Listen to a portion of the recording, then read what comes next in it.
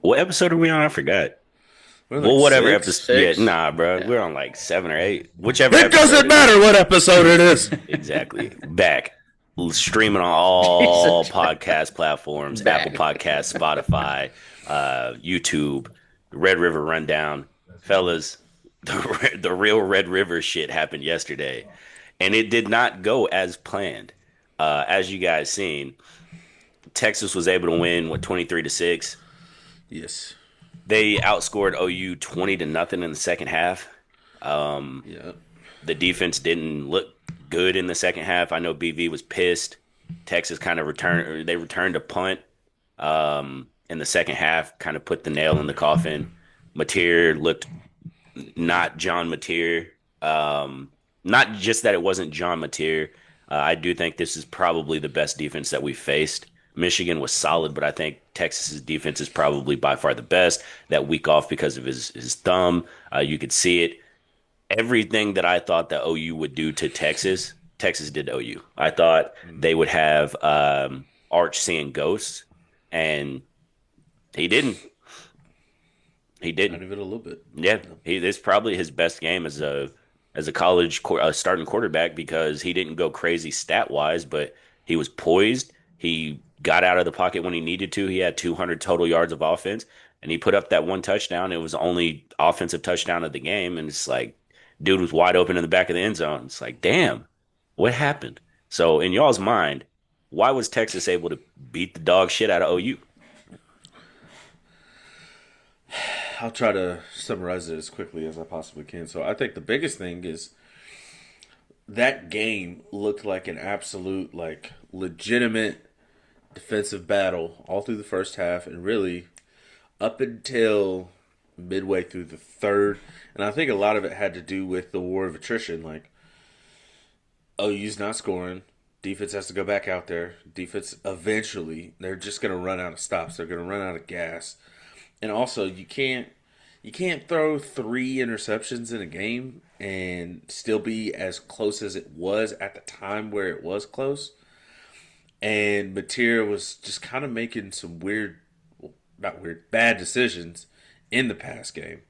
You can't throw it. You can't overthrow a guy on 4th and 22 with 5 minutes left when you're trying to get back into scoring position. And now one of them, it was behind the receiver. He got his hands on it, it tipped right into the dude's hands. Also, special teams. That's the first time that has happened in like 30 years on a punt return for a touchdown ever. Like, I'm, well, not ever, but it's been a long time since this happened. And also defensively, they were playing great, and then, like I said, man, it's just that war of attrition. Eventually, it gets to the point where they can only make so many stops before it's like, fuck, y'all got to do something on the offensive end. You can't. Your leading rusher can't only have 33 total yards on 11 carries. Mateer got sacked. The offensive line wasn't looking great as far as getting off the ball and making a push. But really, I think overall, we know every time a Red River rivalry game happens, it does not go the way that you expect it to go, or just because even if Texas is ass, they're always going to play a tough game. Even if OU is ass that year, they're always going to play a tough game in that game. It always means more than some other games throughout the course of the season. I just think that there's a lot of things that the offensive line has to do. Everybody's going to have a lot of question marks. Should Mateer have come back? I think you look at it as, yeah, from him as a competitor standpoint, but you also look at it like, would Michael Hawkins put you in a position to win that game? No, There you go. but I do think that Mateer had his worst game I've Oh seen. yeah, That by far. obviously he was getting pressured, but even on plays that he wasn't getting pressured, that pick right before halftime, Oh, dude, he was that's like trying to horrible. fit it in crazy Well, windows. that Like, was that was horrible. That's horrible football. It's right before halftime. You're in field goal range, and to that why point, chase that throw? and it was a bad throw. It was covered. That's what, like, why are you trying to make a throw? And I know that it's real early to say this because it's like my whole thing has always been with OU is like OU's true season doesn't start until they play Texas. Everyone can have their opinion on how they think that OU looks for the year, but OU's season does not start until they play Texas.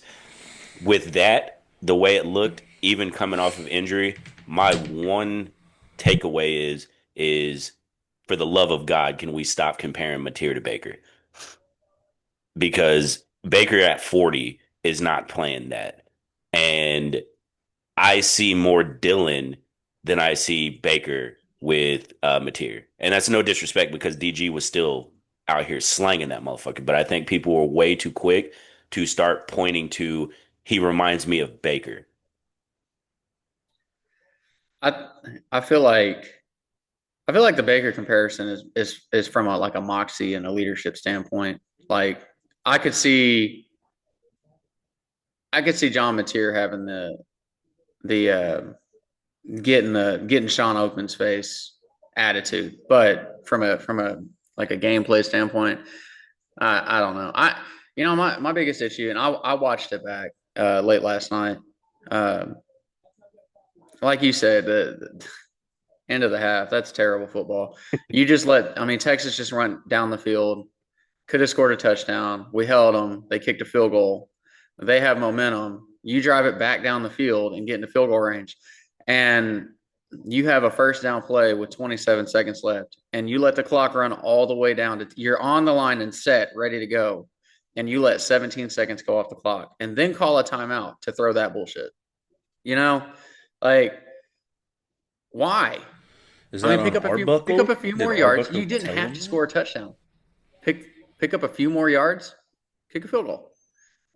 Go into the halftime with momentum. When we threw that pick, all the momentum was with Texas, and you could see it the way OU was running to the locker room, and then the way Texas came out and ran through OU's defense like hot Indian food. Like start the second half, I could kind of tell like the defense was they were getting tired. Um, I think they were losing energy because the offense wasn't doing anything. And like my biggest thing is like when I talk about bad football, it's not just that last drive either. Like OU kind of fell into what they were the first year that Venables was here, where you tempo, you either go three and out, or when you have some offensive success, you tempo the shit out of the drive and you're hauling ass. So even when you go down the field and pick up 50 yards on 10 plays, that 10 plays took a minute and a half. Now your defense gets no break. Like it's different if you're scoring touchdowns and you're making flash plays. That gets some juice on the end of the team. Like you can go out there with a second wind or whatever, but when you get down there and then you stall out in a minute and a half, and then the defense has to go out there and do it again, and then you get the ball and you three and out in 45 seconds. The defense has to go out there and do it again. Eventually, your defense is going to wear down. And They did. no, dude, like Bigly. just a lack of Bigly. tackling, lack of Yeah. discipline. It's not something that we've seen out of OU this year, Yeah. and you saw a lot of that in the game. I'll also say, like Isaiah said, running game is atrocious, man. That's like it's Texas defense, so if there was one thing that I mean, up until Florida, their defense has been good all year. This team will continue to lose games. I'm not saying they're gonna 6-6 or 7-5 it, but they're gonna lose games because they can't run the ball. It's a fatal flaw. You got to be Yeah. able to run the ball. Yeah. When a defense can rush four effectively and drop seven into coverage, and sometimes rush three and drop eight into coverage, and stick everybody at the first down marker, that's all Texas was doing. And OU runs these plays consistently where they run to the first down marker and slant in or cut in. I mean, Texas is all over them. So when John Mateer, he takes the handoff and Texas sends, their people, and he has to fling it quick. I mean, he's got to fit tight windows. Either way, I mean, OU just looked bad. It looked like I hope it's a one-off game, but until they can run the ball effectively, I think you're going to see a lot more of that. And the defense is not going to be able to hold up all fucking year. Just being the hero, you can't play hero ball and win games when you're only scoring 6 points. And not to sound like the crazy optimist, um, even as bad as they looked, they still had chances. Before that Yeah. punt return, they were still By the right way, there. I'm not a. I'm gonna cut this real quick, and a prerequisite. This is not only about OU Texas, but I can't. What do we have to do to get good officiating on obvious calls? OU and Auburn was terrible officiating. Obvious calls missed everywhere. Bad calls being made. That punt return, there was three obvious block in the backs. Obvious. One of them was like horrible. Um, I think it was the last defender that had a chance at the returner. The dude just runs up and shoves him in the back, like right on the sideline, right in front of the official. I think it's because Like it was right in front of Texas's bench. That's all. fuck all If that. it was in front of OU's, they would have been so animated. BV would have lost it, Yeah, and they would have had to have thrown the flag. But because it was right there, it was one of those where they probably got caught peeking at the return, thinking, "Is he really about to run this shit back?" like I said, in the grand scheme of things, it's not why we lost. I'm not acting like that. I get tired. Like there was one in the Auburn Georgia game last night. It was just a bad call. They even reviewed it, and it was a Yeah, bad call. they Jackson Arnold also jumps over the line. That's a touchdown. well, and then they stopped the game and because Georgia called timeout, and then they stopped the game and didn't take a timeout from Georgia. But whatever, Yeah. there's some shit. I just get tired of blatantly obvious calls that get missed, and then just blatant terrible calls getting called. And I feel like it's so much more common now across all games. Sometimes it's hard to watch, but And, I think it's there's because a couple. go ahead, Oh, Isaiah. sorry, Marlon. I was No, gonna no, say go there ahead. was a couple of drives that OU had that were killed by penalties. Yes, yeah, Holding, that's another thing. Like, illegal procedure, what false does OU have starts. to do to get back to what they were? Like, I don't understand for the life of me how 3 out of 4 years that BV's been here, our line can't block. It can't stop a nosebleed, dude. It's So ridiculous. so this it leads me to another question in regards to OU. So one of my buddies texted and he was like, "We have to get rid of Bill Beatonbow. We have to get rid of DeMarco. I get they've been productive. They've done stuff. Blah blah blah." And my counter to that is nobody had a problem with it whenever Lincoln was here. Yeah. And I was like, it's I get it. I get the frustration, but like if OU fired Bill Beatonbow, he would have a job tomorrow because just look at what he's done with offensive Yep. talent. He's sending kids to the league that are being productive, that understand how to block. I do think that we're running into issues where we haven't gotten those same level of recruits offensive line wise. We've been having to rely on the NIL and or not NIL, but the transfer portal and things like that. But I I think we're starting to see the double edged sword of the switch from where we were to where we are now. And I'm not saying I don't want to overreact because they lost to Texas because I know a lot of OU fans are like, fire fucking everybody. And it's like you guys Yeah. have to understand that the new era of college football, in the grand scheme of thing, this doesn't really matter because the end goal was not just to come into the season and beat Texas. The end goal is and always will be win a national championship. So losing to Texas, while it fucking sucks because they're a rival, it's not the end of your season. It's not Yeah. 1999 Five where the and one. BCS is like, huh, you ain't got a shot Yeah. now, Sorry bucko. about you. Yeah, you lost the game. Get the fuck out of here. Yeah. So Go play in the pop top role. I don't know where we miss on linemen. I like hopefully with the two 5 stars that committed, they come in and develop really well with Fasusi, but because Fasusi's the only one out there I see that can actually move somebody off the fucking ball. Him Yeah. and Foje. Foje don't even start.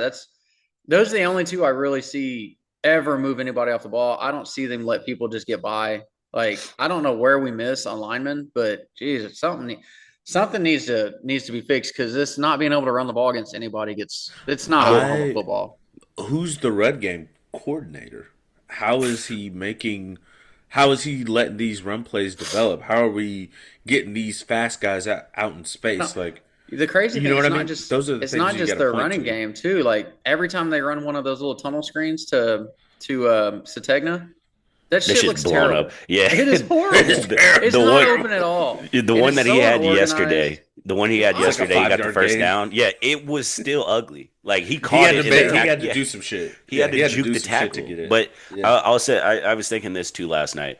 Um, I think it's just style of football for one. I think the jump from the Big 12 to the SEC for one, the Big run difference. game that we envision, it's not going to happen to compare it because of two things, or maybe three. Yeah, I'll say three. First, the offensive line isn't as good as what it had been. That's one.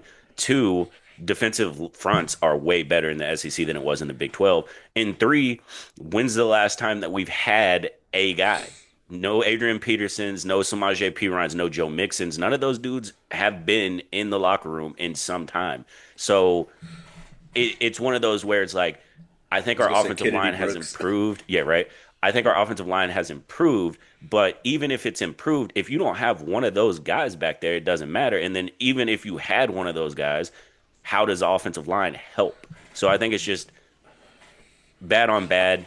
But again, it was just a I bad was day in gonna offense. say the way that they use you're pointing to like having a specific guy in the backfield, right? And I think since Kennedy Brooks, you can argue Kennedy Brooks is the last like guy, like good running back that was at OU that was like an every down back. And since honestly, since Lincoln Riley left and they've been going through the carousel of OCs and everything else, it's like they're doing it by committee.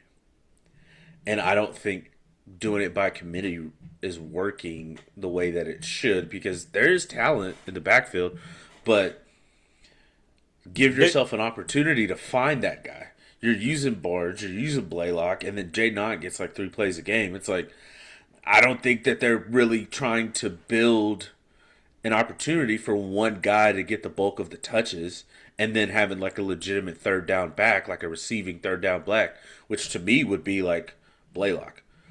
yeah, Javante Barnes is his, and we don't know what Jay Knott is. We don't see him enough throughout the course of a game to know what he could do. I can tell you what he is. He's a terrible blocker. hmm They ran that jet sweep in the first quarter yesterday, and he ran out there and didn't touch anybody, and it got blown the fuck up in the backfield. Like he ran up and stood in front of the guy that made the tackle, like stood and looked at him, and then and the guy went right by him and made the tackle. yeah, I was like, this guy. and I'm not He's like, even huh? talking about like even if they did it by committee, which I'm fine with. I just don't see anybody in the committee that is just that talented. Because you got to think, even with Joe and Samaje, like we did it by committee, but it was just evident of like if we need a play, we can always just give the ball to fucking Joe on just a little swing route, and he'll probably break 18 tackles and then go score. Or we can just line up and just punish people with Samaje. So that's kind of what I'm looking for. But at the end of the day, like I said, this is going to be the most overanalyzed OU game Yeah. probably of the year because they lost and now everyone's going to be upset. Everyone's going to say, "Oh, you have to overreact to this, you have to overreact to that." And it's yes, if the BCS era was still largely kicking, but it's not. It was a bad game. You have to Yeah. rebound quickly. You go to South Carolina. Ole Miss is coming to town in 2 weeks, and you're still in the gauntlet. So Yeah. we'll see And who OU is Ole Miss more. looks.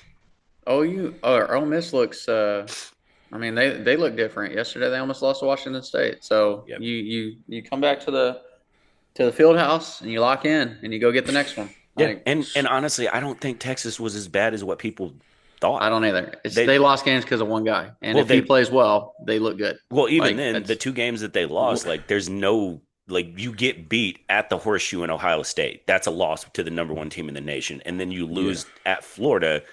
That's not a good loss, but Yeah. it's It, in a still that it's game. was hard. It's a questionable. hard place to play. In a game you arguably or might overlook because Florida's down and you have OU the next week. Yep.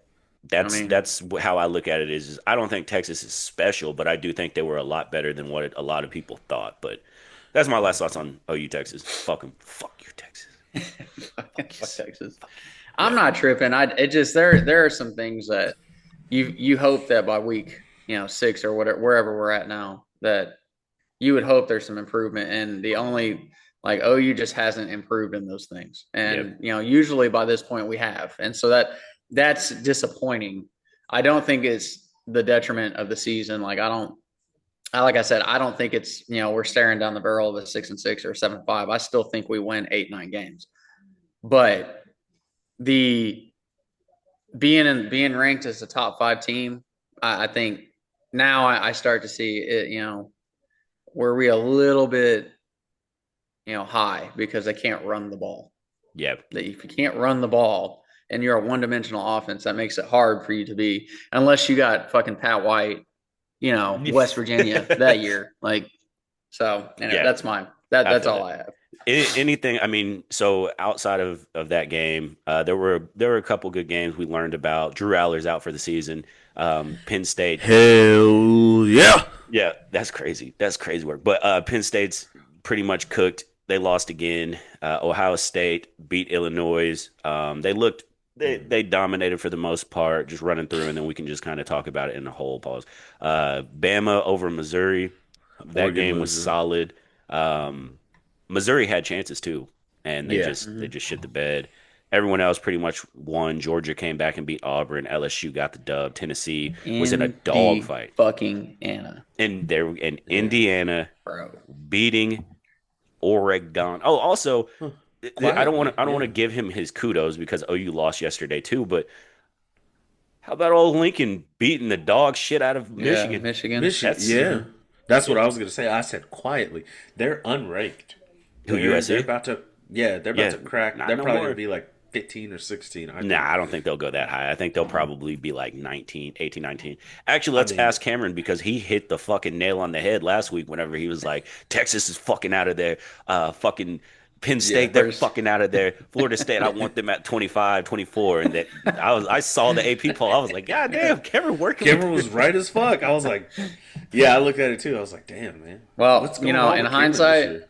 Florida State probably should be out of there because Yeah, they looked now- like shit yesterday. Jesus Hey, Christ. Hey, now that's fine. That's Yeah. fine. They're gone now, but hey, But yeah, bro, Penn State. I feel like I've been spot on with them the whole since the initial rankings came out because they were the one team I highlighted. Like, yeah, no, they're not the second best team in the country. Fuck that. They suck. They were terrible last year. I feel bad for Drew Aller. You know what's crazy, man, is I genuinely wonder, like, does Drew Aller is it Drew Aller? Is it him? He's just not good, or is it the Penn State like system? Because I don't feel like even Trace McSorley, who was better than Drew Aller, but he wasn't a flash in the pan. I mean, he wasn't. That team was great because of Saquon. Trace McSorley wasn't. You know what I'm saying? yeah. Like, is it a quarterback thing? I Or is it a system thing at Penn State where they just can't, they don't have great quarterbacking offenses like Iowa?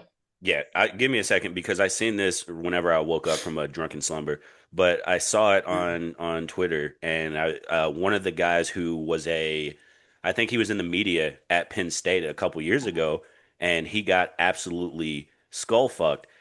James Franklin bashed him 2 years ago, to the date almost, October 10th, 2023, and the dude just asked him like, why are we not seeing the passing game where the quarterback be able to throw the ball down the field? It doesn't seem like we're developing that, blah, blah, blah. And then James Franklin kind of shit on him. And then everyone's like, yeah, James Franklin let that guy have it. And now the guy came back and retweeted it and said, I called this 2 years ago. You're not Yeah. helping Drew Aller. You're not helping receivers. You're not doing anything. So I honestly think that it could be a mixture. I think James Franklin has not helped Drew Aller. I think Drew Aller is one of those where I see the talent, I see the skill set. His issue has always just been consistency, and he doesn't flash. But Yeah. I hate to say this, and hopefully motherfuckers don't try to tell me to jump off the Devon Tower, but which I didn't forget Isaiah. But Josh Allen in Buffalo's offense, it's literally, if you watch a Bills game, it is first down, we're going to throw a quick out, or we're going to throw a 4 to 5 yard stop route. Second down, we're going to run the ball with James Cook, and if he gets 2-3 yards, we're 3rd and 3, 3rd and 2, and we can do whatever.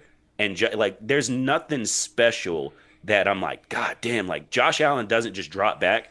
and just Yeah. and so I think that guys like Drew Aller can do that. He does have the arm strength. He struggles with accuracy issues. So if someone said Josh Allen, I get it, but I just don't think that Penn State developed him enough. And that's why I said he'll get drafted. Um, Now because of that injury, he'll probably go third, fourth, fifth round. But if he's a starter for somebody, he may get somebody fired. But in the right offense, with the right scheme and the right, like, we don't need you to win us the game. We need you to just not lose us the game. I think Drew Aller could be fine. I think this was the argument that I made a couple weeks ago of who is the most outstanding quarterback that Penn State has had. I think how they run that program ever since Joe Pa is like, I mean, you can have a dude that's good at quarterback, or you can have a dude that's like decent, but they just, I don't know. They've always done it in a strange way to where their quarterback play isn't their best thing. It's usually Defense. defense, tight end all the time. Every fucking year, there's a tight end coming out of Penn State, and the run game is decent. So, as far as his development, I can see where that's a hindrance, and I know I celebrated him getting hurt, but I think that's the best thing for him. I And I feel say like this because he sits back and he's like, all right, like if I really want to try to make it to the league and actually develop better as a quarterback, I can use this time to like Go work with hire a a quarterback QB coach Yeah. or something like that. Because right now it's just he's. I think we've all been in agreement. He's just not that good. Yeah. I feel like though that like until the new Big Ten, outside of Ohio State, I feel like that's every fucking team in the Big Ten. Michigan Yeah. doesn't have great quarterback play ever. They run the ball and play defense. Penn State runs the ball and plays defense. Iowa, Northwestern, like Minnesota, the best years those teams Don't have. even put Northwestern in that. They're just I'm, there. no, I'm They're just there to saying get like their Yeah, but it's a asses style. kicked every year. It's they a style like of football, though. the late Yeah. 2010s. Northwestern was solid. Them Hmm. and Minnesota. Yep. When Minnesota first hired PJ Fleck, like they were solid, but they were solid because they ran the ball and played defense, forced turnovers. Like I feel like Ohio State's the only team that really airs it out like they do. And when other teams have tried, Michigan tried when they had Devin Gardner and Shoelace. Can't remember his actual name, but you know who I'm talking about. Yeah. Yeah, That's just like that style of Denard. play. Yeah, Shoelace Denard. Yeah. Like when they tried to bring in that style of offense, it didn't work. So when they hired Harbaugh, he reverted back to Let's under run the ball, center. baby. Yeah, double tight end sets. Like Yep. I, so, I I I don't know. agree. I think it's just the style of play though in that region. The Big Ten football is we want to play defense. We want to run the ball. It's very similar to early 2010s SEC play, SEC. Yep. where it's not very quarterback focused. And in that era, outside of Cam Newton and Johnny Manziel, there wasn't a lot of quarterbacks that you look at and say like, oh yeah, and then they kind Oh, of coming out of reverted the to it SEC. now. Yeah. Yeah, but Like gents, oh, go you ahead. could say the Bama quarterbacks of that era when they were winning natties, like Yeah, they were just a dime a dozen, and that's what Ohio State quarterbacks have kind of turned out to as well. But they're now you have the Tuas, you have the Bryce Youngs, you have that, and then obviously Joe from LSU. But it's just I think quarterback play or offensive have adjusted. I think Johnny Manziel and Cam Newton were the biggest reasons that the SEC evolved. But we can keep it pushing, fellas. I did want to talk. If you had the first pick in an NFL draft and you had to pick just one TV show or movie football player on your team, who would you pick? I got my answer, fellas. I was like, please go, because I'm like, Bobby Boucher.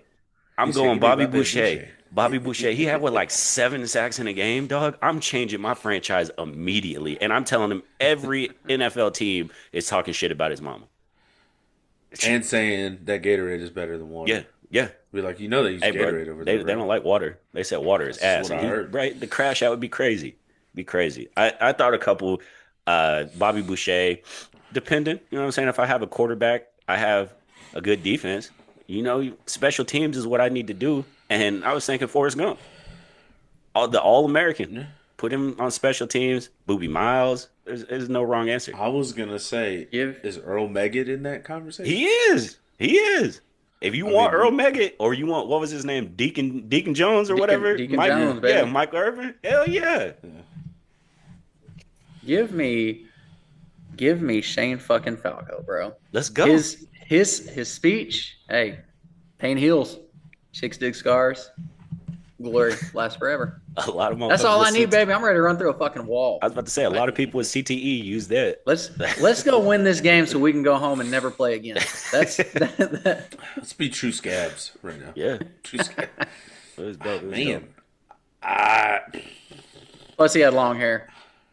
Yeah, he was out there. Give And me he Trevor pulled- vibes. And he pulled the lead cheerleader, so he was That's out true, there man. on He's and an off act, the bro. field. Yeah, on and off the field, he was cooking. I would probably say, like reflecting on all the movies that we've seen concerning football. This is a sleeper pick. Give me Chris Comer, because there's been no man that could turn around and forget his helmet and then dominate. And then real life, Chris Comer actually led the state in rushing, and they won the state championship the next year. Yeah. Give me Chris Comer. Give me a generational talent at running back. Fuck Booby Miles. Hey, the movie wise, Booby was the generation. He was him until he tore his ACL The twice. motherfucker should have strayed. You from Midland, right? You from Midland? But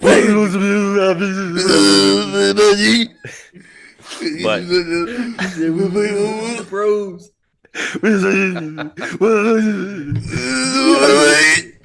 But I want to take this time, fellas. I want to give the mic to Cameron after his Jaguars came Put your through, head down. Put your came head through, down. Undertaker and style. they handle business. I know a I'm lot about of to mute people the were mic. talking about. I saw a lot of comments on stitches that I would make, and people were, when Cameron was talking about how the Chiefs are done and how the Jags were. They were saying, "Oh, not everybody should have podcast equipment and blah blah blah." So I'm giving the floor to Cameron to Ooh, that's all say hate. what he got to say. Say what you got to say. Boom.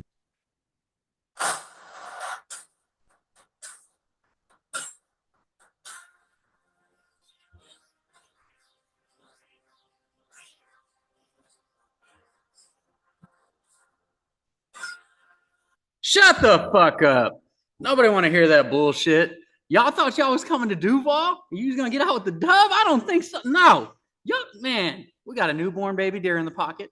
He's gonna stand up. Y'all can't even tackle him when he falls down his own. We tried to gift wrap y'all the game. Y'all thought I was bullshitting when I said the Chiefs Kingdom is done. Wrap. Not happening no more. No more Super Bowls for y'all. It's over. You will not come into Duval on a Monday night and beat Trevor on his birthday? No. Not happening. We back, baby. We back. And Indiana Jones, get ready because we coming for that ass too. We're gonna end that shit real quick also. I'm ready. God I'm damn, ready for anybody to come after me and talk that shit. Don't do it. I keep all receipts. Hey, I'm not gonna come for you like that. I'm curious. When do y'all play Indiana Jones? I think we play them twice late, actually. Let me Okay. look. I think like week 10 and then like close to the last week of the season. Yeah. Honestly, if I'm being 100, I don't know. I mean, I'm gonna say this and then I'm gonna contradict it. I don't know if Jacksonville can keep winning games with the style of football that they play because, I mean, teams like Mahomes put up 350 yards or something close to that, and the reason we won the game was because we forced turnovers. And most teams that play that brand of football really don't end up. I mean, we might win the division and get to the playoffs. It's not a Super Bowl winning brand of football, forcing turnovers. It's like the Cowboys back in like 2022. Like Cowboys, they couldn't stop a nosebleed defensively, but when the team would drive down, they'd force a turnover, or they'd lead the league in turnovers, and that's why. But then when they get to the playoffs, teams will just not turn the ball over. like if we're forcing interceptions, teams just won't throw the ball on us. Like they'll just run it the whole game. So you mentioned this, which we can get to. which kind of defense would you rather have? A defense that forces turnovers or a defense that maybe doesn't force a lot of turnovers, but they just do not give up a lot of yards? I want a suffocating defense personally. I have a lot more confidence that turnovers naturally will come if you have a defense that, it's like OU. Like, you know, OU's had chances at turnovers. They just haven't converted, but you will continue to have those chances if you have a defense that's suffocating. Like, doesn't allow you to do anything. It keeps you off rhythm, behind the sticks. Like, and I think Jacksonville's defense has moments where they do that, but I think like when we've played good quarterbacks or Jake Browning, like they throw it all over the yard against us. But when we get into the red zone or when they get into the red zone, we tighten up and we jump routes. Like we get really aggressive jumping the passing lanes. Um, that play, that 99-yard pick six was just a really good play by Devin Lloyd. By the way, I'm gonna give it up to Devin Lloyd because his development, good God, that's what we wanted when we drafted his punk ass, and he just hasn't been there. He's there now, finally. God, Didn't y'all just make a just, move? Didn't y'all just yeah, get we traded Greg Tyson Newsome Campbell's punk ass. for Greg Get Newsome, him the right? fuck out of Yeah, here because Greg Newsome. That's crazy because Greg Newsome is solid. he is. I mean, he gives up busted coverages sometimes, but Tyson Campbell gives up busted coverages all the goddamn time, and we're paying him like a premier corner in the league, and he's not. He's always fucking hurt, and when he's on the field, he's getting toasted. Oh, he's gonna Get get his toasted ass today. out of here. Fuck He's that. gonna get Get him toasted out. today. Yeah, if he Bro. plays, he's getting toasted. I've always been a give me a suffocating defense. I will say though, the difference between the Jet and I've been giving way too much credit to Jacksonville, but the difference between Jacksonville and the Cowboys in that 2022 season, the Jaguars have some good names on their resume. That Yeah. Making the Chiefs that's big time. Yeah. If you're making those teams turn the ball over, I think Bro, you can make man, anyone do it. what pisses me off the most, like I deal with people at at softball and at basketball at my basketball games. They're like, it's the fucking Chiefs. They won one game all season. That's not what y'all punk motherfuckers were saying a week ago. Like, I don't want to hear that now that Jacksonville beat them. I don't want to hear about San Francisco started Mac Jones. Mac Jones been cooking. He's been cooking. He's been cooking so much Hey, name names. Who you talk about? What's their names? So much that everybody is everybody is honestly like putting the question out there: should it be Mac Jones or should it be Brock Purdy? Because Mac Jones is playing so well. I don't want to hear none of that. And San Francisco's won every game they played except for Jacksonville. Yeah. So miss me with all that. The only ugly thing about Jacksonville's season is that goddamn loss to Jake Browning. That's it. And we should have won that game. We gave that game up. Yeah. Anyways, Marlins. Rest in peace. Texas has said that he had to handle some business. He had to go drop the kids off at the pool. You know what I'm talking about? Also talking about the NFL. We got the early slated game going on. We don't play Indianapolis until December 7th, 12. bro. Yeah, that is crazy to not have that divisional game until December. Well, and then we play week 12 and then like week 14 or 15. It's like a 2 or 3 week tournament. Yeah, it's weird. It happens pretty quick. So we got the London game. I know you boys are heading over there across the pond next week. Right now, we got Denver and the Jets. Give me Denver by 20. Yeah, bro. I like Denver and like especially like. Do you believe? Do you believe now? I a little bit. I still don't. Man, I still don't think that they're gonna win that division. I'm still taking the Chargers, and I still don't think that. I don't put Bo Nix where everybody else puts him. Still, I don't. I just don't. Like I still believe he's gonna have his slump. I don't feel like he's playing as good as he did last year. They're winning games because defense. I don't think he's playing great. I don't think he's playing terrible. Right? Yeah. He's mid. He's good. Like the thing about Bo Nix right now is that he doesn't necessarily play well for an entire game, but when he needs to put a drive together, he does. He can, a lot of that is I feel like I feel like when he finds 14, when he finds Cortland Sutton, when him and Yeah, Cortland Sutton are on the same page in the game, Bo Nix is looking good.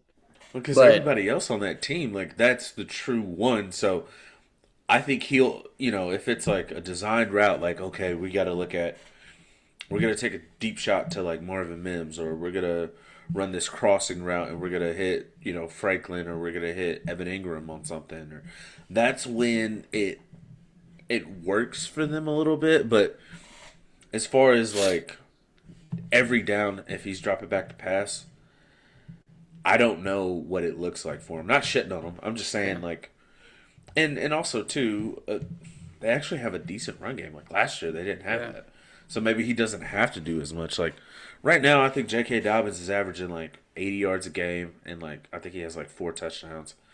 And yeah. then R.J. Harvey, he's the rook, but he's also a good change of pace guy in that offense right now. So I think the Jets are just ass. I mean, I know I'm talking about different, but the Jets are just ass because the one thing that Aaron Glenn was hired to do was to improve that defense. And year 4 for Sauce Gardner right now. Is Yeah, it you 4? got Yeah, it is 4. Quentin Williams. Yep. Quentin Williams is there. Why does Oh, you're muted. You're Yeah. muted, big dog. Yeah, you muted yourself, dog. Isaiah, you're muted. Right in the middle of a point. Yeah, it's a Atta great boy. point. so? Why does their defense look worse? You're gonna have I to start over yeah. because you muted yourself halfway through. Yeah. What? What? I know. No, okay, so basically what I was saying was Aaron Glenn was hired to improve that defense. Why does their defense look worse? With Justin Fields playing quarterback, their running game is okay. They're able to put some drives together, move the ball down the field. But Sauce Gardner in year 4, they look worse. Like him as a corner, he looks the worst he's ever looked. And you Yeah, got to think his first 2 years of the league, All Pro, Pro Bowler. yeah. You know, Shut down. he was ranked 95 on Madden, and then like a 96. That means something. And Quentin Williams, D tackle, dominant. What's going on? Like Disappeared. Yeah. they can't stop anybody. And so They're the I fucking think Jets. it, also that, and I think they're hurting right now because the Sanchez almost died like Yeah, getting right after we yeah, recorded getting last This shanked. week. man's running conditioning drills in the alleyway and then gets tries to beat the shit out of an old man and gets stabbed. It's Yeah. crazy work. Yeah. Yeah, He that's beat I the want to fuck know out what of that they're old I want to man know though. what they're doing, what they're having up in fucking New York. I'm trying to get some of that. yeah. Well, and they're like he's gonna get fired. But I mean, just looking at that game, it's the early slated game. That I think that's the Jets' problem.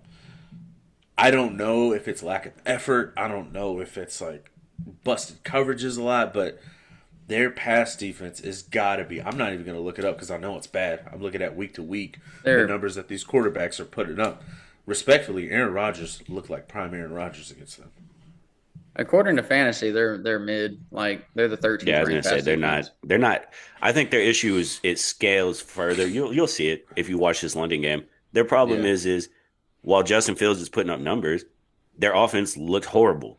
Their yeah. offense still looks horrible. They can run the ball, and then once teams stop the run, then it's like, all right, what do They're y'all like have Justin, now? throw the ball. And he just it's check downs.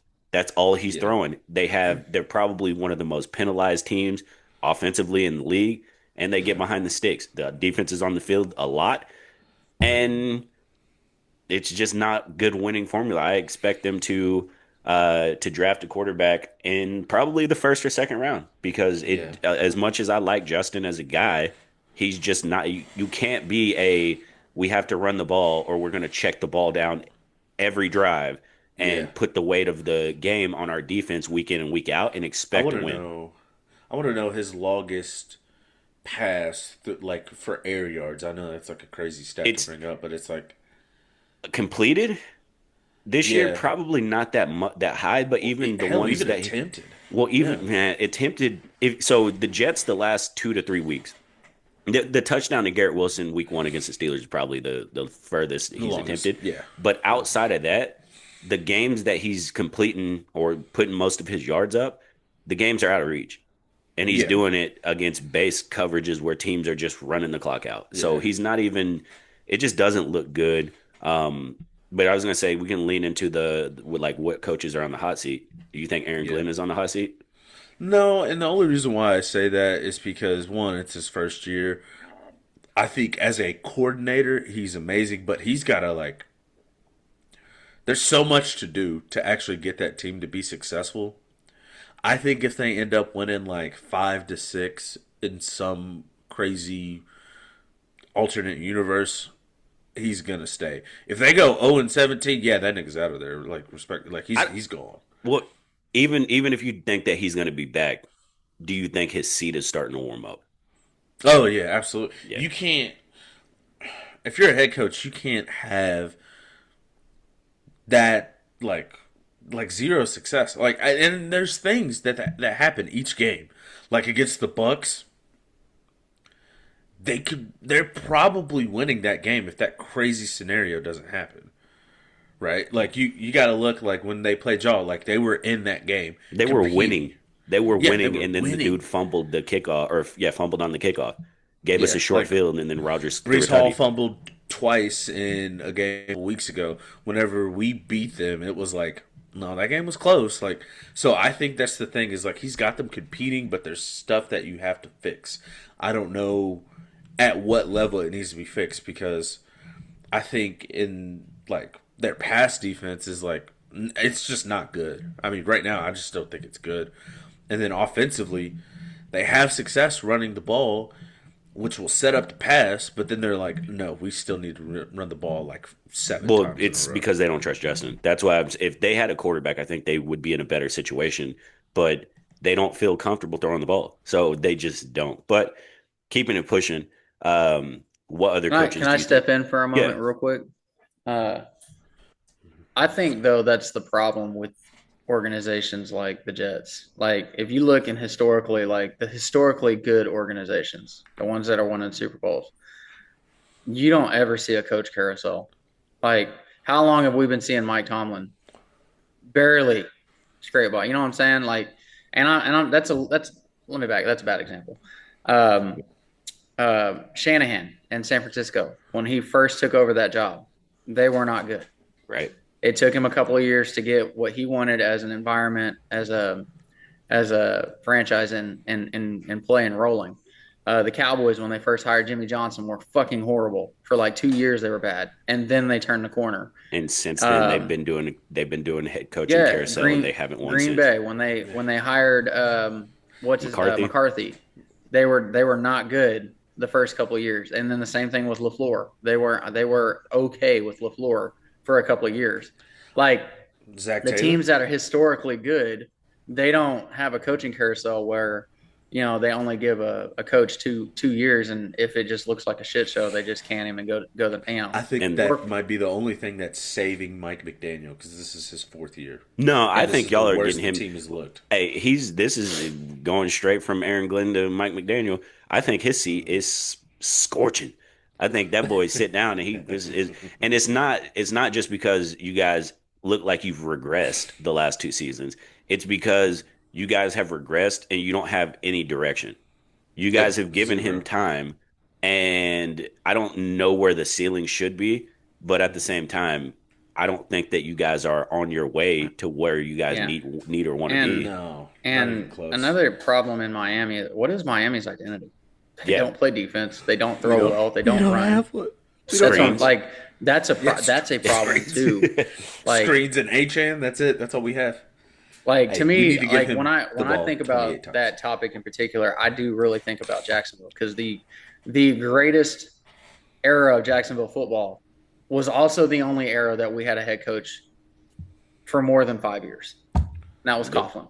Yep. Like, and I think he was there for 10 years, and then he didn't get fired. He left for the New York job. So Yeah. that's what I think about. And then ever since then, it's been a quarterback and a coaching Yeah. carousel. And Yeah. we had a couple of good years under Del Rio. I can't remember. I can't even remember who was there in the early 2010s when we drafted Blaine Gabbert, but that was a shit show altogether.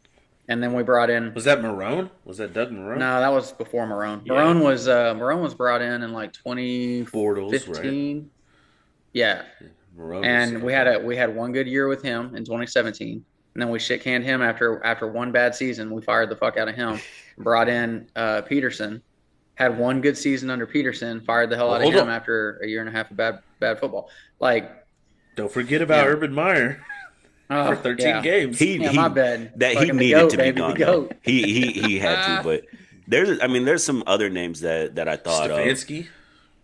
Yeah, I think Stefanski should. Okay, hold on. He's the longest tenured Browns head coach in like 30 years. Let me say this. The thing and why it's hard, pause, God, Jesus. But Stefanski and Zach Taylor both. Yeah. I'll put them in this. The reason that it's crazy that they get this pass is because for Stefanski, the team itself is fine. Yeah, Cleveland Yeah. is compared to where they've been. Cleveland Yeah. is they're hitting success. They're at least competing to get to the playoffs. They've been to the playoffs what two of the last four seasons. He Hmm. just doesn't have a quarterback. Now that is organizational because Yeah. yeah, you guys wanted to get rid of Baker, which we talk about every week for Deshaun Cosby, and Yeah. now y'all are just drafting random guys and throwing them out there. But I think it's safe to say that with a quarterback, Kevin Stefanski is probably in a good place, and then Zach Taylor is that they're just they're always hurt, organizational problems, not wanting to spend money. So I think their seats are warm, but I mean, I don't I think necessarily think it's it's their fault. I think it's the problem of where you're allocating your money. I don't think that T. Higgins you you want to can't keep him, have right? you can't But have you two don't need top to five spend paid that much receivers. money. Yeah. Like, Yeah, but that's front office though. That's what I'm saying. Yeah. I can understand that their seats are warm.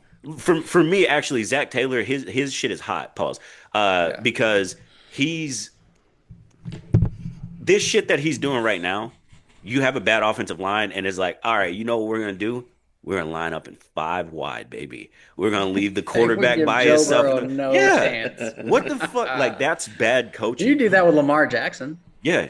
Oh, yeah. Fucking Joe Burrow. Right. Come That's on, where I'm man. like, okay, that's bad. Zach Taylor should be fired. Like that's You know what and the, it, Yeah. the crazy Well, thing it's is there's so many people that think that Joe Flacco gives us a chance. I'm like, behind no, that he doesn't, bro. the only difference and the only thing that I'll say that Joe Flacco brings than Jake Browning is he's gonna check that motherfucker down Yeah, quick. He's not which like give the ball to Chase Brown. for I'm the all love for it, of baby. God, I'm please. all For for it, the baby. love Let's of God, go. please. I I don't got give a him in shit if two y'all want to leagues. get in the rest of the Yeah. year. Let's get Yeah, him some just touches. check 18 targets, baby. I don't care if they're 5 yards. 18 targets. Just Uh, dump off. That's all I need. But the name that I was gonna say before you said Stefanski, Isaiah, is crazy work. But I was gonna say Pete Carroll, and yeah, it's they no they fault look of his. bad, man. Yeah, the Raiders are. it's all Gino, bro. All Gino. Who Why wanted are you Gino? not Who wanted Gino? the organization? I'm gonna say Pete Carroll. No, yeah, it was Pete Carroll. And I think the biggest problem is Pete Carroll is known for having a good run game in the NFL. And you're sitting there and you're giving Ashton Genty, your first round draft pick, less than 15 carries in a couple of games. You're giving him 11 carries. You're giving him fucking 12 carries. One game, like the first half, this man had 6 carries for 11 yards. It's like, what? Why did you draft him if this is the way that you're going to use him? Respectfully, that motherfucker should be touching the ball about 18 times a game, 18 to 25, whether it's the run or the pass game. Because him out in space as a runner, we saw what he was able to do in college. And the run blocking scheme at Boise State is not that crazy. You're paying these NFL linemen to go out and fucking pull and get this guy out in space. You have granted he's hurt. You have a generational tight end. Can't get him the ball. Then if you look at their receiving core, you got Deontay Thornton, I think is his name, Jacoby Myers, Trey Tucker. Like what? My biggest thing is like, what do you expect out of Geno? Like, at least in Seattle, he had a veteran group. Jacoby Myers is a veteran, but you had Tyler Lockett, you had DK, you had a young JSN, you had a decent running game. Why aren't you trying to develop that with the absolute like Hall of Fame caliber type of DN that Max Crosby is, and shore up your secondary? And they're because not it's doing that. because they just got all the stuff that you mentioned, and it's hard to run the ball when you get down 17 to nothing in a game faster Whose than fault is that? they suck. I mean, you went on a tirade about what they need to do. They're fucking trash. And just looking at it, they've been giving Ashton Genty the ball quite a bit. He's had one really good game. He's had a couple okay games, but I mean, they fucking suck. They suck. They drafted him because they think he's a generational talent, but I mean, when's the last running back that was drafted that just came in the league and set the league on fire? Because Bijan was drafted. He got Arthur Smith fired because Arthur Smith was trying to prolong his career by not giving him 45 touches a game. Adrian Peterson was the only one that came in and was like, And when was I'm Adrian set this Peterson shit drafted? in 2007. Was it Six. 2007? 2000. Okay. That's like it. Everything's not going to change around, but what I will say is that for the Raiders, it's a horrible situation. I just Pete to me has to go.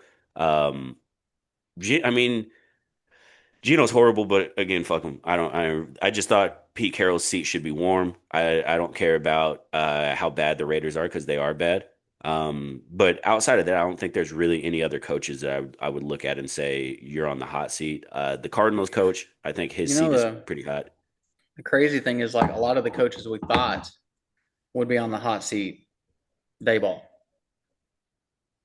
the guy Out from here, Indianapolis, hey, like, are out here having a great year. Like the Jackson Dart thing, wow. I don't know that it's going to sustain, but damn it, it saved his job for now. yeah, I mean, there's a different energy around these. He looks like right a now. goddamn genius now. Yeah, Yo, this kid's balling. Indianapolis, their coach was, and then yeah, like the you either have coaches that were on the hot seat that or should be on the hot seat. Tomlin, I mean the Steelers are what, 4-1 as well, 3-1, but we get the 3-1. Browns and then the So Bengals. all the coaches you So thought should have been or 5 and actually 1. were on the hot seat have great starts to their season, or you have guys that have had your LaFleurs and your people that have been established in an organization and they're safe regardless, even if they do have a bad season, or everybody else is brand new coaches Yeah, like the Jets and the Titans and the Saints, and it's kind of crazy. There's not really that. I mean, outside of McDaniels, but I don't even think, this is just me personally, unless you see a lack of care or urgency out of McDaniels, I really am. I'm part of the crew that I don't feel like he needs to necessarily be on the hot seat this year. Maybe if they turn around next year and have another blunder of a year, then cool. But I think he's been successful enough to earn another. They gutted his defense. So yeah, yeah. outside of being able to throw the ball, now you don't have Tyreek, and you had all that drama around Tyreek at the beginning of the season. I mean, I think he deserves another year just to see what he can put together. Well, How he can pick the pieces up.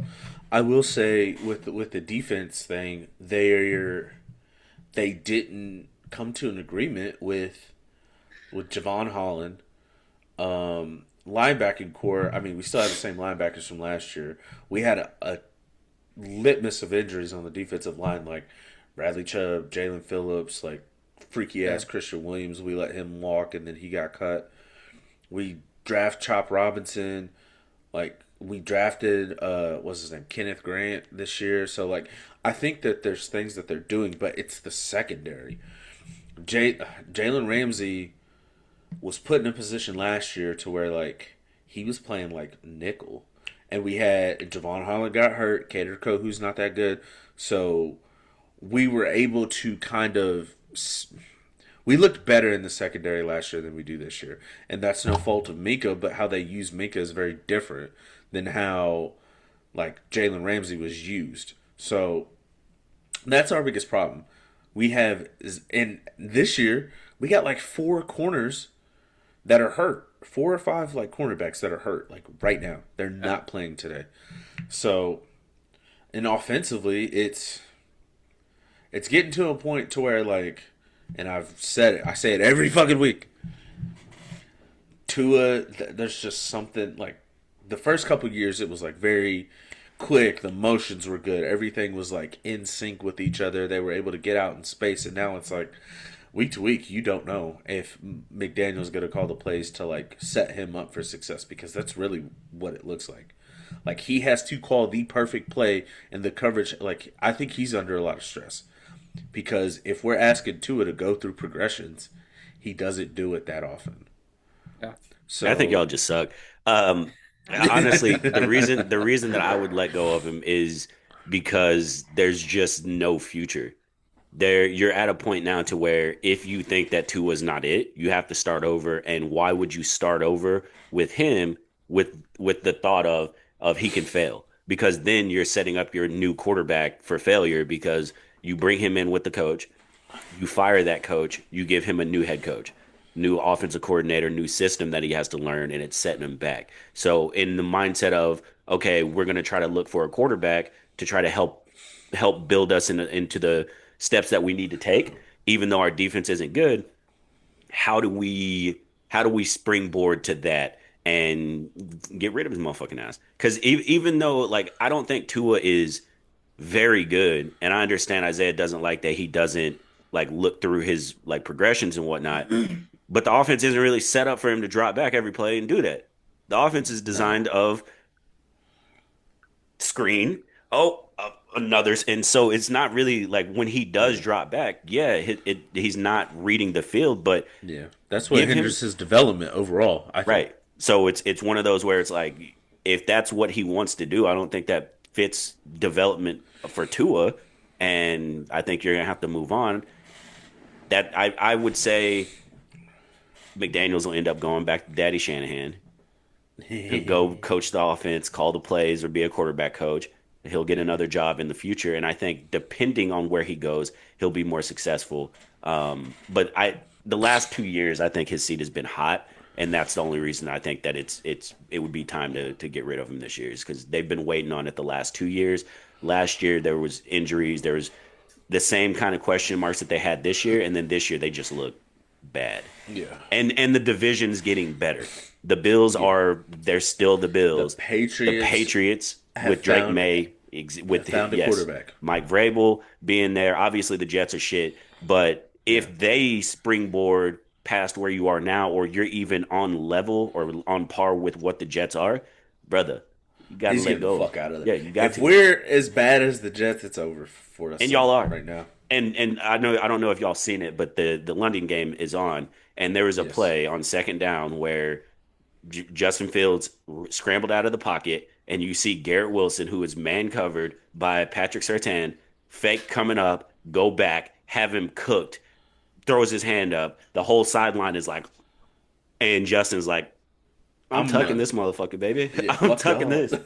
Isaiah, I just saw that. it's okay. It's not all doom and gloom, because if you take a look to the east, just over the horizon, there's some sun there, and it's called Drew Aller. You guys can go get him in the first round, baby. It's called Quinn.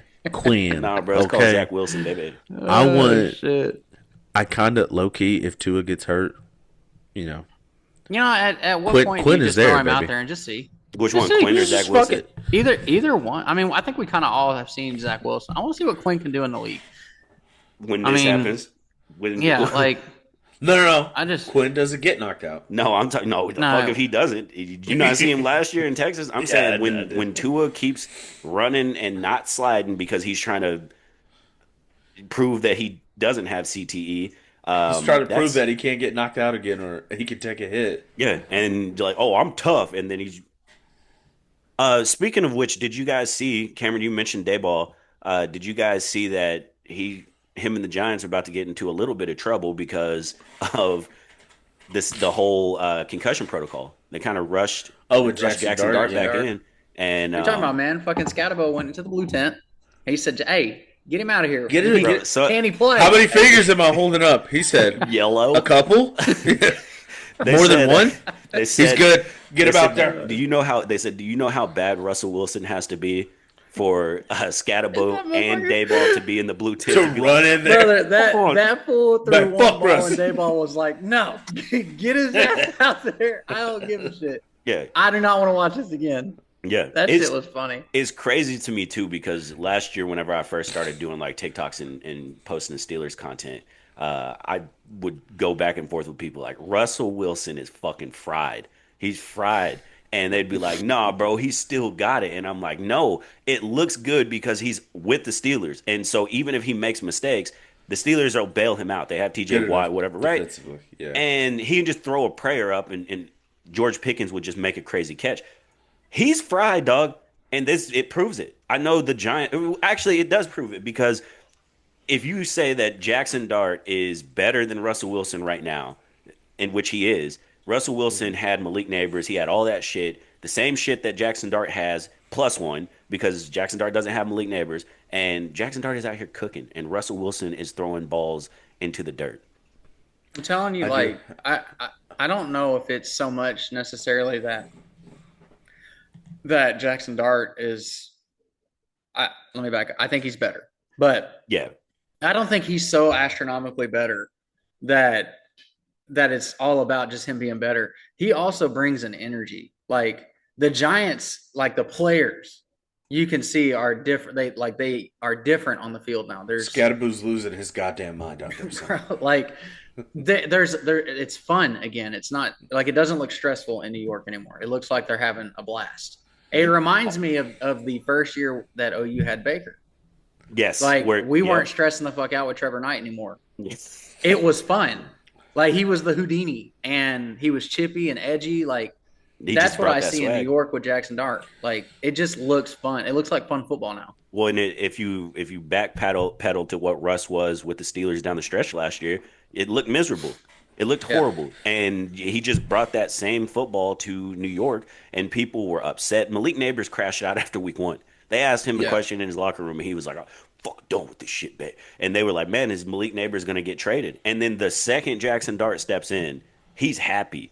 Yeah. Scatterboo is taking his shirt off after every play basically. Losing He's his the fucking Giants mind. don't look horrible. Like they don't look horrible. Even though he what turned the ball over against the Saints and they lost to the Saints, Yeah. not too many people care about it because it's like He was competing in those games. just the difference Bro, and between like them and the Dolphins is like the Dolphins there's you don't see any future. With the Giants, even if they're losing, you see it and say this is a foundation. yeah. We can Yeah. start right I here. just Yeah. I just look at Dayball, man.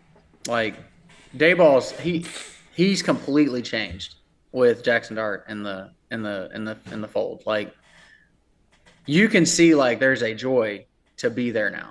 He's not fucking miserable trying to, he I don't feel like I feel like now he's lost whatever stress he had, the monkey on his back, so to speak. Like because maybe his job is a little more secure now. And so he's not coaching with that anymore. He's coaching more free, more loose. And I think a lot of that is a testament to like Scatabo. Hmm. He Well, loves Scatabo, man. Like I he's think Scatabo's so fucking funny. Like I think I would truly love coaching it's him. seeing the like you said, it's an energy, but like Jackson Dart is young, he's spry, he's going to have a different mindset competing game to game. Like Russell Wilson is going to be safer. Yeah, And sometimes he's you getting old. need a motherfucker to do something risky. And when it pays off, when Jackson Dart scrambles, he's still looking downfield to try to find something. If Russ scrambles, he scrambles, gets closer to the sideline, and falls down. Bro, He's not you know tucking what the it and crazy running thing is? it. Did he scramble like this in college? I don't remember Jackson Dart running like this. Like He didn't have even to. if he did, I don't- A little, a not little. as much, but he did a little. He's out here looking like he's bro, spry. he looks like he was a dual threat in college. Yeah. Like they were running zone read Well, options. he was a dual threat guy, Yeah. like Right, in high but I'm school. saying, But like, yeah, he didn't run like this. he's running With Lane- like he ran like that in college. Like Yeah, he was like Kyler yeah. Murray. Oh, like yeah, that style of yeah. offense. Now I'm like he's this. I don't remember this fool running like he. that. Whenever I watch Dart play, it reminds me of watching Bo Nix last year early in the season. It's one of Yeah. he's a gunslinger. He's gonna turn the ball over, but just his ability to maneuver the pocket and just get out of stuff. Yeah, he. Hey, I like him. And He almost wants to do it. He and- wants to keep the play alive. the biggest Yeah. difference is when Russ would make a first down or he would throw a touchdown. Russ is gonna run down the field. He's gonna give a little fist pump and yeah. Jackson Dart is hitting that shit. That motherfucker. Yeah.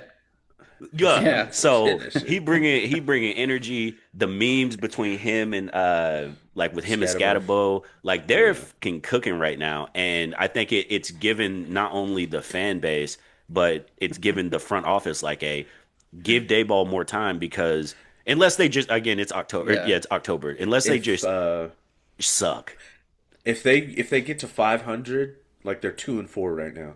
If they get to 500, like so they rattle off their next two wins. I don't know exactly who they play, but About It's four they're gonna or about get five. ugly to for him.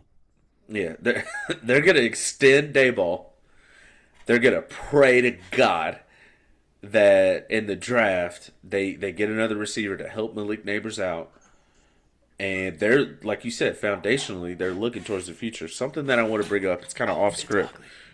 Oh, it's ugly. Okay. Their Something that schedule I is want to ugly. bring up But go is ahead, I my fault. saw somebody on Twitter say, God, Jesus Christ. Yeah, bro. I don't know if somebody 500's in the. compared. Good God. No, okay, okay. They Well, have a I'm saying their gauntlet. next two. Yeah. Well, Yeah. Well, even somebody besides said that, something yeah. enlightening. They said that it was a picture of Jalen Hurts, and it said he was drafted as a backup. He wins a Super Bowl now, and he was saved by a defense and a good running game. Jalen Hurts is young Russell Wilson. How do you guys feel about that? I don't think that's a knock. I think Prime No, I Russ don't think is it's a knock. yeah. I'm I just can I like can see overall like that process of how they came up with that. I can see it. I could see it. I do think that there's a little bit of a difference, but I could that's a good comparison to me, Yeah, honestly, is that I mean he had a great he was put in a good circumstance. Russ was put in a good circumstance. He makes plays when he needs to make plays and whatnot, and I think that's fine because Russ at that point was a 5 to 7 quarterback in the league, and I mean that's where I have Jalen Hurts. So I don't think it's necessarily like a knock per se.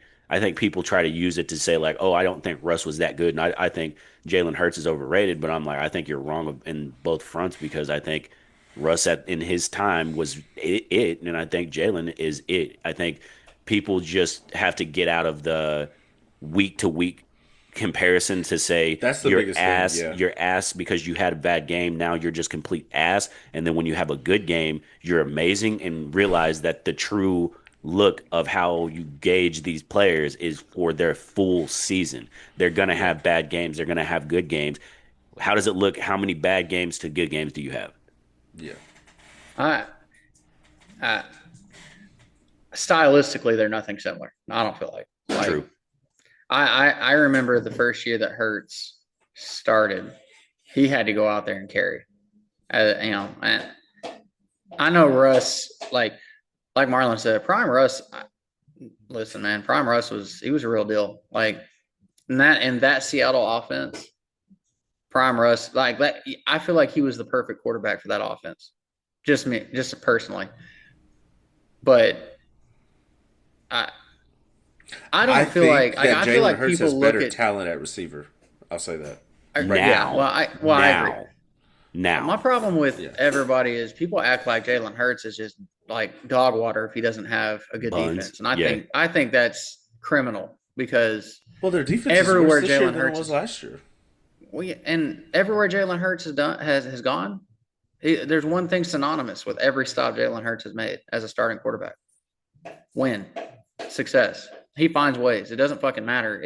He can get it out the mud or he can throw for 400 in a Super Bowl. Like that's what pisses me off about people is like, is he a prototype quarterback that, is he Aaron Rodgers who can stand in the pocket and throw at all angles and all levels? No, I don't think so. But whatever you ask him to do to get a win and be successful, he does. And I feel like a lot of why they've lost the last two games is because you have people like AJ Brown that are bitching about not getting touches. And it's like, okay, but y'all were 4-0. Go ahead. The only thing I was gonna say is with that, I don't know how. Like a lot of his balls that he's trying to get to AJ Brown are towards the sideline. Yeah. that are overthrows, and I don't know if he's overthrowing it to protect like not making a risky throw. Because if you Yeah. look at him, because I watched the last two games that they played, like from start to finish, and even targets to Devontae Smith, his deep ball, like there was one that he overthrew the fuck out of Devontae Smith. It was a touchdown, like by a Yeah. long shot. It was a double move right up the middle of the field. He overthrew him, and I think sometimes he's worried about turning the ball over, and so he kind of overthrows it to like not make a risky throw, to like Yeah. really fit it into like a tight Like space. basically He'll make just it to where it's either his guy or nobody. Yeah, but exactly. It doesn't give us. I also think that that's just overanalyzed play because he had a bad week. Because Yeah, hitting somebody in stride like that far down, it's yeah. not easy. People make it No, sound like it's hard. Him overthrowing him, that shit happens way more than people dropping it right in the bucket. I yeah, He's fine. I think they had the same conversation last year. It's yeah. October that people And were talking about AJ Brown and Nick Sirianni needs to get fired and Jalen Hurts his Yeah. ass and all this other yeah. shit. And then They say down the that stretch every he was year. cooking. It's just And that market. can It's Yeah. that we market, can we really. take a moment to, or can I take a moment to, can we please stop with the ban the tush push thing? Like it's 1 fucking yard. Oh, Well, it's they If getting they do don't false banned. tush start push, on it. Yeah, if it's They getting they, do banned. false start. but my problem with the whole thing is it's one goddamn yard.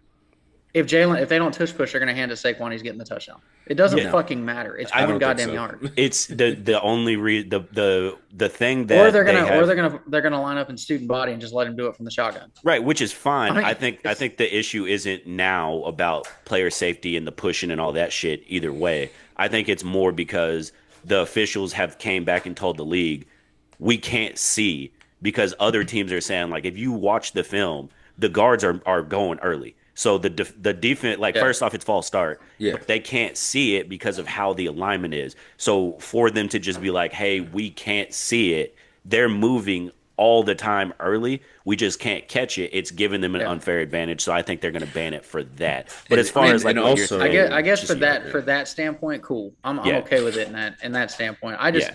like defenses talking about this isn't football, this is regular. Who the fuck? Stop It's a them, yard. bro. It's a Yeah, yard. They got the best line in the league. They're scoring the touchdown or the first down. It I doesn't will fucking I matter. will say the only difference in like handing it to Saquon and him scoring is they don't run out of the eye. So from the 1 yard line, they would be in the shotgun, and then it would make it harder for you to gain that yard because really you're running 5 to 6 yards But out of the gun. But I guess what I'm saying is like, okay, if that gets stopped and Philly makes an adjustment, the adjustment is going to be to line up in student body and have 10 blockers for Jalen.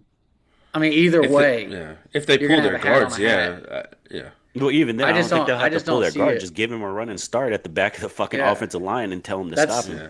that's my thing is like I just if it's for like officiating penalty wise, cool. But if it's because like for People years can't it's been stop because it. nobody can Yeah, stop you're it. Yeah, upset. Yeah. like you're That's not gonna. It's Philadelphia with a big fucking quarterback that squats 700 pounds and the best offensive line in football. If they want a yard, they're getting a yard. Like yep. it's just it's what it is. It's Like crazy to I me that also people are think it. upset about it because it's like, oh, this isn't football. Blah, blah. What the fuck do you mean it's not football? What the fuck do y'all think was happening in the 40s? Do you think they were just spreading it out and just throwing? No, they were just fucking Fuck under 'em. center and just running the fucking ball. This is Motherfuckers were crybaby throwing football. passes like this in the That's 40s. what I'm saying. Is like it is definitely They were football, throwing but skip passes. like we're running out of time, fellas. So I did want to jump into talking about the goats of the UFC division men wise because obviously the women. It's very easy to look at it and say the goats of women division is Amanda Nunes and Valentina Shevchenko. So there's no reason for us to talk about it. It's not that we're And that's sexist, it. listeners. Yeah. It is literally just that. I mean, what the fuck else are what like? There's really nothing. So we can Yeah. just run through this and then finish and go watch some football and whatnot. So men's flyweight division, who do y'all have as your goat in the flyweight division? Mine is Mighty Mouse. hold on for the flyweight. Yeah, I have Mighty Mouse for mine. Yeah. I didn't It prepare. sucks that You're good. the contract happened and he ended up going to Bellator the way that he did. But yeah, he's He still. went to one. Oh yeah, my bad. You in One. my shoes? Yeah, yeah. I if not Mighty Mouse, Pantoja is making a case, but even I'd still have Mighty Mouse because of It, how yeah, it's his late development, like how Pantoja has been the past like 2 years. That's why I still put Mighty Mouse there. Now, if Pantoja in his next fight just continues to dominate the way that he has been, you can make the case like, oh, okay, he's getting close or he's yeah, closing that gap. I think Yeah, he is very much closing that gap. I just don't think he's as well, like as good of a well-rounded fighter as Mighty Mouse was. I think Mighty Mouse could no, do anything, and Pantoja is very, I'm gonna come jump on your fucking back, and I I'm gonna choke you. immediately. Yeah, um I don't know. I feel like you have to go. I feel like you have to go Mighty Mouse, but I mean, there's some good names. Figueroa this was really good for a while, yeah. Figure and was, so was Cejudo was yeah. Cejudo too. Cejudo was nice, but I mean, I His don't. problem is he retired and then he jumped back in and it kind of tarnished his Yeah, Yeah, but shit he because went to he's Mighty bantamweight when he Mouse came back. was yeah. Mighty Mouse had a fucking stranglehold on the division for a long time though, so it's hard to go against Mighty Mouse. Yeah, bantamweight. Cameron, go ahead and go. Give me a second. I'll give you. I can Um, go. Sorry, Bantamweight for what were you me is saying? probably. I mean, I bantamweight for me is probably Marab. If I'm gonna keep it a stack, like Dominic Cruz is a good name, but I yeah, just think the domination that Marab is having right now. Dominic Cruz was in and out with injuries and whatnot. Marab is active. He is mauling the fuck out of people. His wins. I don't think anybody in the bantamweight division has the caliber of wins as Marab. Marab has beaten Peter Yan. He's beaten O'Malley Henry twice. Cejudo, O'Malley twice, sandbanging, and Jose Aldo. little Khabib. So for me, I have Marab. Marab. It's How long has yeah, that it's. division even been I around mean, at this it's point? I mean, Marab is. I just was like, I was trying Maybe to think of other 2013, names. 2014. Yeah, so in 12 years, he's the most dominant person in that I was gonna division. say Marab is just that. That's what I was gonna say. Is like he's just so suffocating in a fight. Like he doesn't give anybody a chance to have any success ever. I feel like, except for Little Khabib. Like Yeah, Little Khabib was the only person I've seen Marab fight where I was like, hey, Marab might go down tonight. Like it's yeah, I agree. I'd go Marab. He's so fucking dominant, bro. Marab. Marab. Is that you agreeing with Marab? Yes. All right. Yes, I am. Featherweight. Featherweight, give me Volk. I could have went Jose Yes. Aldo, but I think Jose Aldo was better in WEC than he was in the UFC. And after Connor tagged that chin, um, Yeah. I watched a bunch of people tag that chin, and I know he's a legend, but I just think Volk. The names on Volk's resume. Yes, Volk got knocked out by Ilya, but to come back and win the title back, I think that's really impressive. And yeah, I just go. I'll go Volk. If not Volk, give me blessed. Blessed Yeah, Express, even though he didn't have it. I want to go Max so bad, but how can you take Max over Volt when Max has no 0 and wins again? 3. I mean, Yeah. yeah, like Yeah. you You can't do that. can't. So it's got to be Volt. I agree with Marlon on Jose Aldo. He was awesome in other promotions, and unfortunately, he was when he got to the UFC, he only He's had a a little tiny bit of older. his prime, Yeah. and then Connor He's a handled little that. older. So Yeah, chin checked him, and that was a yeah, rep. I that was a watched wrap, him. bro. When he moved down to bantamweight, I watched Piotr Jan beat the shit out of him on his back. Just He retired yesterday, no? yep, Yes. great Put the retirement for gloves him. in the octagon. Yep. But thank God, I thought he was going to retire like last year. Yeah. Isaiah, who's your featherweight go? It's got to be Volk, man. I don't think there's anybody else. It's like a 1A. Well, it's a 1 Volk 2 Max. I think. And the only problem is like Max just, dude, he ran into a lot of fucking all timers. Buzzsaw. Yeah, Well, Yeah, on his the way to crazy try thing to is, get like, a shot, when you talk just about to get a resumes, shot. Max has, I would probably argue a better resume than Volk. The problem is he lost to Volk 3 times. 3 times. Like Yeah, Yeah, like Max is doing it in 2 divisions too. That's the crazy. Like yeah. Volk hasn't done it in the next division up. Max is currently doing it like that. So well, Volk tried. Volk tried. He got head kicked yeah, into and oblivion. Yeah, but He like I did try. said, you They fought twice. can't put somebody over a guy that they're 0-3 against Yeah, in an all time ranking. yeah. Yeah. Lightweight.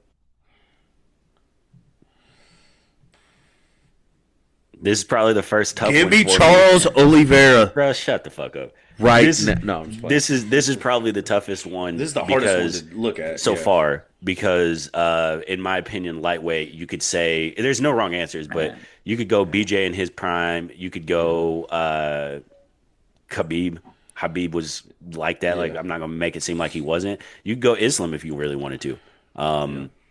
It's just what do you want? I would say Habib. I'm gonna go old Dagestanian monster. Just from Uh, his dominance, yeah. I think his dominance is what I don't think his puts him up there. resume is as good as Islam's is, but I do think his domination of it I, was. Yeah. I'm gonna go BJ Penn Ain't because mad at it.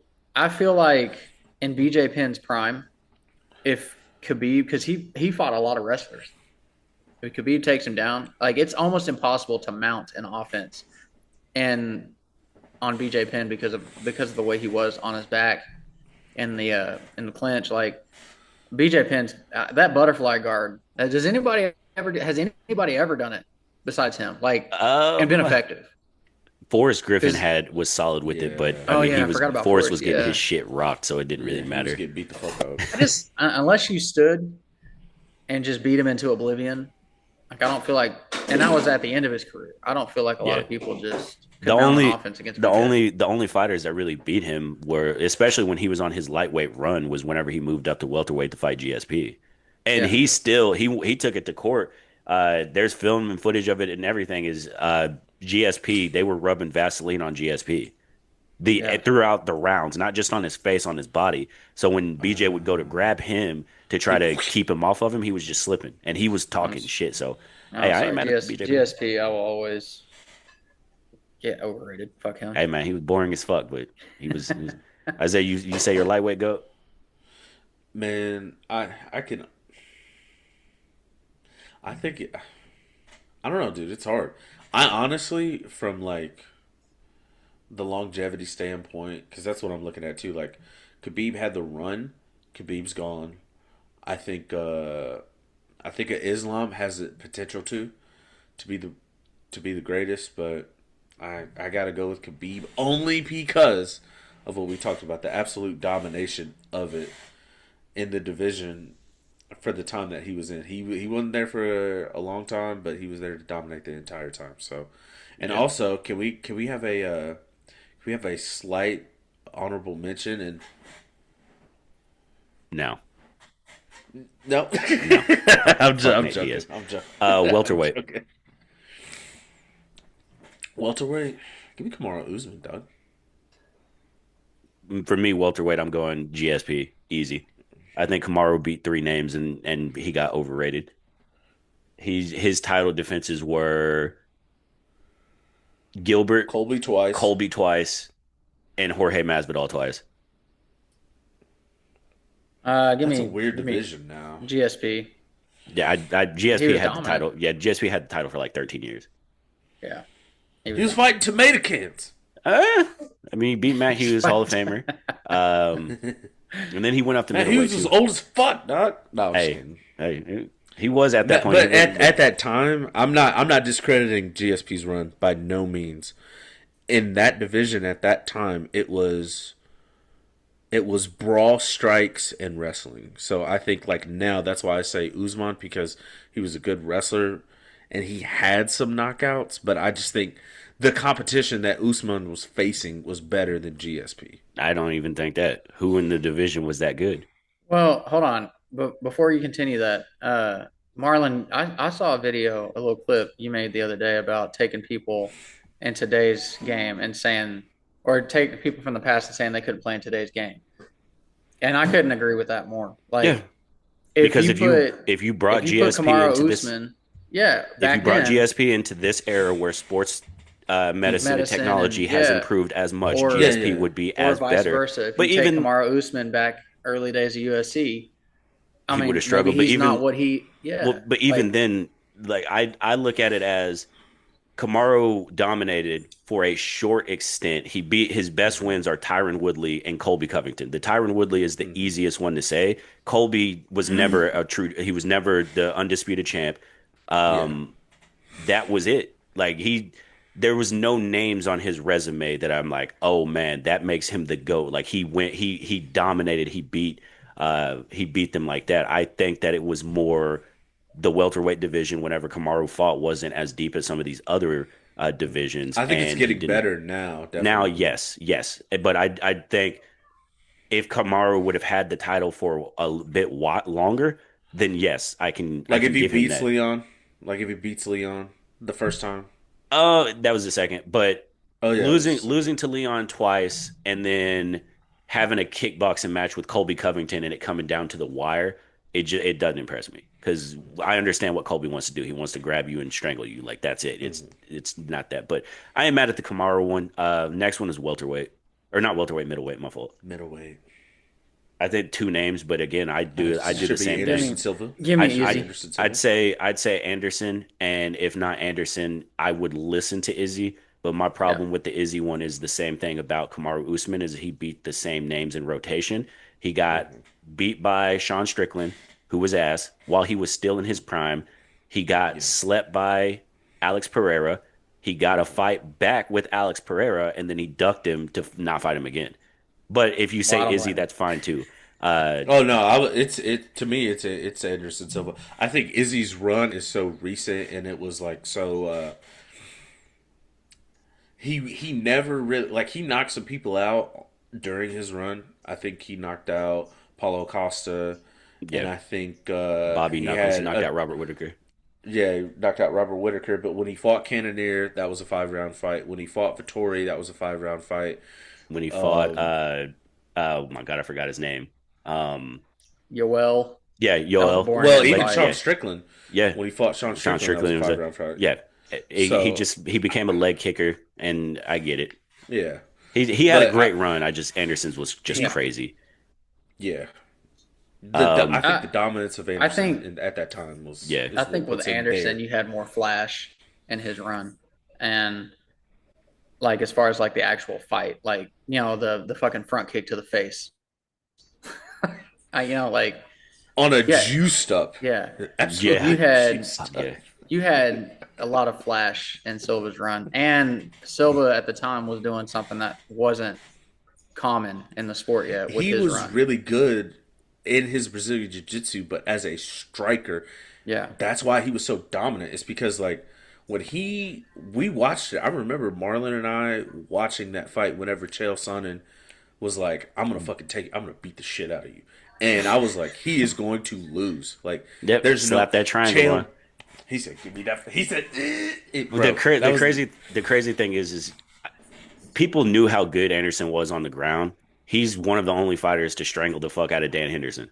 So yeah. yeah, you get Dan Henderson's back and choke him the fuck out. I think the only other person that did that was Daniel Cormier. So yeah." that's why. But light heavyweight, Do you put? I don't. Uh, I think it's Go cool. Jones. Oh well, yeah, yeah. yeah, John I was like, Jones. John what? Jones. Yeah, I was you like, forgot. oh, Yeah, you must have yeah. forgot. I was like, If I were to oh, take away John Jones from that, it'd be like if I Cormier. Cormier. yeah, Yeah, I'd say Daniel Yeah. Cormier. Daniel Cormier. Cormier. Yeah, But the heavyweight. DC problem is is just they it's kind of they were the in the same division. at the same DC's deal time. is kind of that Yeah. same thing with Max Holloway. Holloway. Yeah, yeah. Yeah. You couldn't beat one guy. One guy, That was one it. guy. You're the second greatest of all time, and he just beat the shit out of you. Yeah. And then heavyweight. Uh, I like If it's not, Kane, but Stipe Miocic is hard to go against. Yeah, I'm the same way. I love Kane, and I think a healthy Kane beats almost yeah, every heavyweight of all Yeah, time. But Stipe was just yeah. he did beat every heavyweight.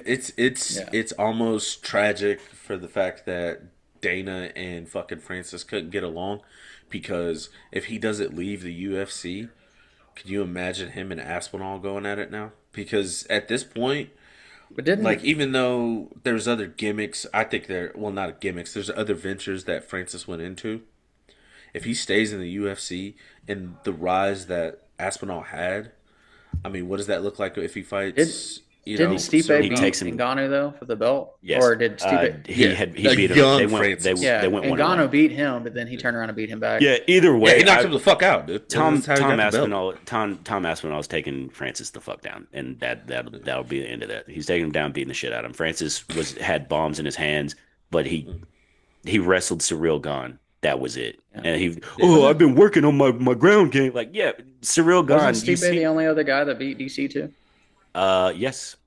Yeah, What I dude, thought. he And punched Stipe's resume is pretty impressive. DC in his gut to the point of quitting. Yeah, Stipe had That the fight title was- for a while too, and people forget. Yeah. He was like that. But It was just that division. It was so like that was like the weird time in that division where like COVID happened. Like Well, it was Stipe had the pre-COVID. belt. Yeah, it was He- pre-COVID yeah, when he got it, and yeah, then DC knocked him the fuck out, and then he came back and beat DC twice. yeah.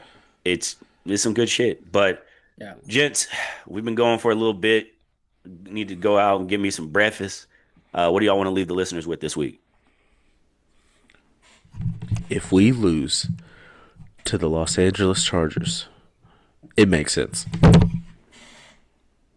I want to leave the listening crowd with this. We will win 10 games. We will win the South. It's What? going to happen. Just accept it. Hey, What? I fuck with it. And I'll leave it with the Steelers are going to win the AFC North. And if they lose to the Browns, I am diving out of a fucking airplane. No parachute. No parachute. We'll be back North next week. opened way up. Yes, sir.